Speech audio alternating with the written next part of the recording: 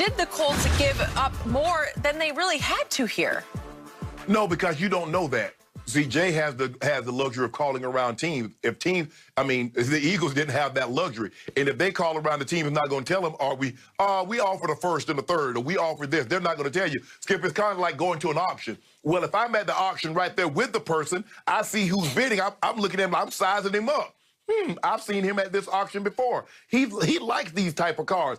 I might be in for the running. I might have to up this thing to go a little further than I wanted to, as opposed to someone being online that you can't see, and he has someone bidding for him. So that's what the Eagles were up against. They were bidding against, they didn't know if, am I bidding against somebody I know or someone I don't know?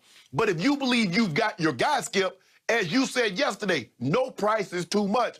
The question is, how much damage has been done to Carson Wentz mentally, physically, emotionally, psychologically? Because I told Mike, Skip, remember last week, Mike Vick and I had this conversation. I said, Mike, he's gone.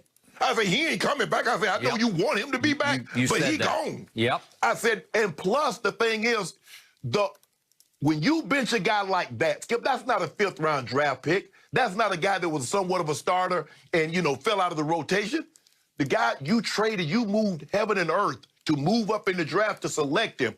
You paid him a king's ransom, and you benched him. You don't come back from that. That's not, if it's his rookie season, you could overcome that.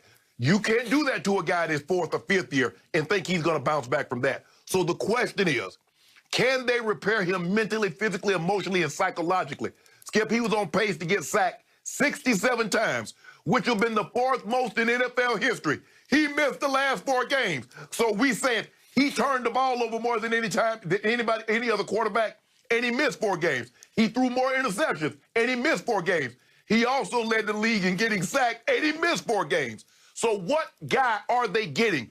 Frank Reich believes he can repair Carson Wentz, because the thing when Carson Wentz was at his absolute best, Skip, what did he have? An outstanding offensive line, a very good running game. He had the Winnebago, LeGarrette Blount, and Jay Ajayi.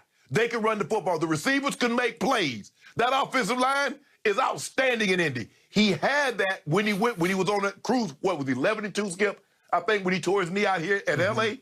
So I believe they have that. The only question I have, Skip, have the Eagles and what happened to him the last 8 weeks. Well, no, take that back, Skip. Let me take it back.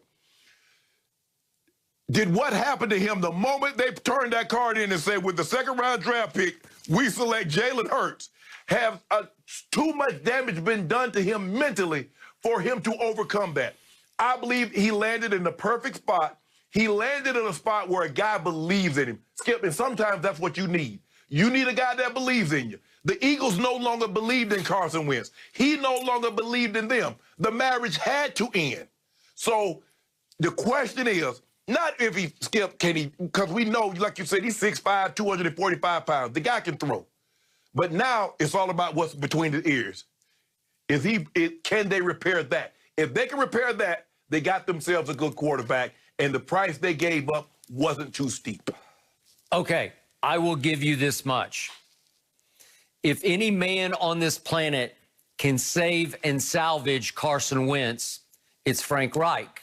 Yes. Who obviously was his coordinator through that one blip of a great run that Carson Wentz had in 2017 before he tore up his knee. And he was, if not the MVP frontrunner, he was right in the thick of that race. I'm going to give you that. But that's all I'm going to give you, because the truth was, if Indy had played its cards a little more shrewdly, I think they could have gotten Carson Wentz for even more of a song. I think they could have just said, we'll give you this year's 2 and be done with it, and they would have gotten him for that. But they didn't really do enough due diligence or be able to read the tea leaves quite well enough to know what R.J. Glazer knew about Chicago and what the reporters in New England reported yesterday, which was the Patriots really had no interest in Carson Wentz. So let's step back for a moment for our viewers' sake and put this all in perspective. All you really need to know about Carson Wentz is he was the #2 overall pick in the draft. He's still under 30 years of age. He's still in his late 20s. And Philly was so desperate to get rid of him, that they were willing to eat the all-time record amount of dead cap money, which is $33.8 million. That's their fault for paying him all that money to begin with, giving him a second contract. But they just said, we got to get out from under this. He's a disaster. He's unfixable. We have to do this now, not wait. We have to do it right now. And all you need to know about Carson Wentz is the Colts were bidding against themselves. There was no other market in the entire National Football League for a quarterback who had a little bit of an MVP run in 2017, who's still under 30 years of age, and was once upon a time the #2 overall pick. Nobody wanted him because they all believe he is damaged beyond repair. Right. Some of them might have thought that he wasn't that great to begin with. That was my stance with you on this show from day one. I did not watch him at North Dakota State enough. I saw the highlights, so I wasn't sure coming out of the draft. But after I saw him, especially against my team, my Dallas Cowboys in 2016 versus Dak Prescott, I thought right away he's got too much deer in headlights in him. I don't see consistent accuracy from him. I don't see consistent feel for playing the hardest position to play in sports. I don't see the touch, the poise, just the ability to make the play when it needs to be made. And then as it developed, he did not demonstrate the leadership intangibles that you need to play that position and be the face of a franchise and the voice in a locker room. So the player I just described was the anti-Tom Brady. And I am sorry to be the bearer of bad tidings for Colts fans, but he will ultimately disappoint you in Indianapolis, because obviously we're not talking about Peyton Manning here. I don't think we're even talking about Andrew Luck. And I had some concerns, some misgivings about No. He's not as Luck. good as Andrew Luck. No, he wasn't as good as Andrew Luck. Okay, No, well, what I'm saying is don't start putting him even on the Luck pedestal yet, because he's not going to be Andrew Luck either. So the problem Could he be is, Phillip Rivers? Phillip Rivers was pretty good last year. Yeah, I mean, but they got to the playoffs, right? And but that's what they played Buffalo pretty well in that first playoff game, right? But that's my thing, Skip. Do you believe he can be Phillip Rivers? Phillip Rivers couldn't throw the ball over 30 yards. So I don't. He can't.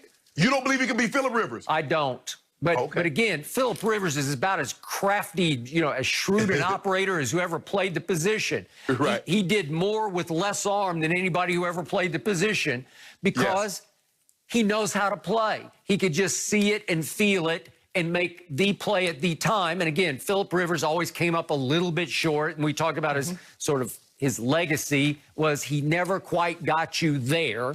But he did a lot of great things. And so, no, I do not think Carson Wentz, if we just do prototype, if we put him in the vacuum, he's got 5 times the arm that Phillip ever had in his life. And he's a big, strapping young man, still a young man, who will, if it calls for it, he will try to run through a brick wall for your football team. And what he did down the stretch, again, in a terrible division a year ago, he helped lift up a team that was playing with a lot of practice squad players into the playoffs. But the problem was he lasted 2 series in his first ever playoff game and went, 1 of 3 for 4 yards. That's his playoff legacy in total. So you don't even know how he's going to play in a playoff game. I know how Phillip Rivers will play in a playoff game. He'll play pretty well. He came up short a few times, but he also won some big playoff games.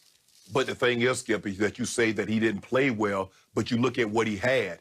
You give him Dak Prescott's offensive line and those skill positions. Do we believe we have this conversation about Carson Wentz? The question, for me, the thing is, I believe he can be. I mean, people don't realize Phillip Rivers had a very good career. Phillip Rivers somehow ended up throwing for more passing yards, more passing touchdowns than Dan Marino. And Dan Marino is a top 100 player in NFL history. And somehow Phillip Rivers, with his ability, Skip, Phillip Rivers could not run me or you currently. And I hadn't run in a decade. I got it. And you don't do any sprints. And Phillip Rivers could not run either one of us.